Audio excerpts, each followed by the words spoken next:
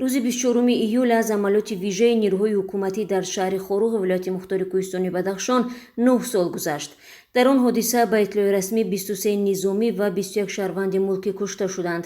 мақомот ҳамвора ба дурустии амалиёт таъкид мекунанд, вале мардум онро навъе аз саркӯб мешуморанд. дар Тоҷикистон аз амалиёти соли 2012 дар Хоруғ ва қурбониёни ҳодиса расман ёд намекунанд, вале баъзе шахсони алоҳида бахусус наздикони қурбониён дар маҳфилҳои хурду ҷудогона ва шабакаҳои иҷтимоӣ он рӯзро ба хотир меоранд. қарор буд шоми 24 июл дар Москав як гурӯҳ аз зодагони вилояти мухтори Кӯҳистони Бадахшон ба ёди қурбониёни ҳодиса маҳфил биороянд.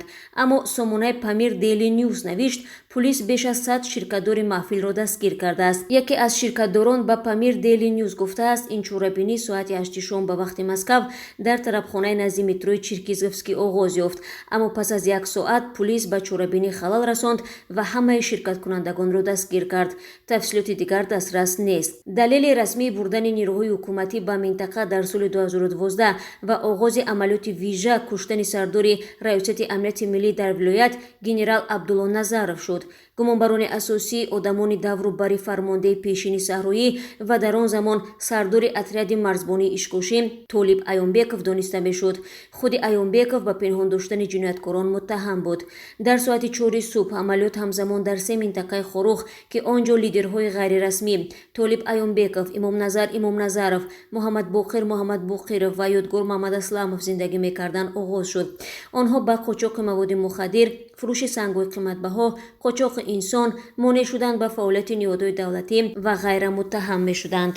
муқовимати мусаллаҳона бо нирӯҳои ҳукуматӣ 16 соат дароз кашид ва пас аз қабули қарор дар бораи оташбас аз тарафи раиси ҷумҳур Эмомалӣ Раҳмон тирандозӣ муваққатан қатъ карда шуд.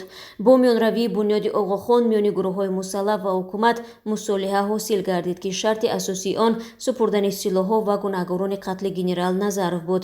пас аз як моҳи ин ҳодиса лидери аз ҳама пурнуфузтар дар минтақа Имомназаров дар хонааш кушта шуд. наздиконаш дар қатли ӯ мақомотро муттаҳам карданд, вале мақомот инро рад намуданд. барои ҳаводиси Хоруғ 4 сокини Хоруғро ба ҷавобгарии ҷиноӣ кашиданд.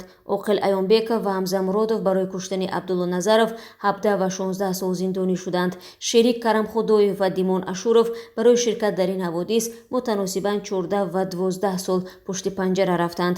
дар мониторинги созмонҳои миллии мудофиаи ҳуқуқ вобаста ба ҳаводиси Хоруғ гуфта мешавад ки давлат барои муайян ва ба ҷавобгарӣ кашидани мансабдорон ва масъулони барномарезӣ ва иҷро кардани амалиёти низомӣ талоши лозим накард, вале омбудсмани Тоҷикистон он замон ин таҳқиқотро якҷониба номида буд.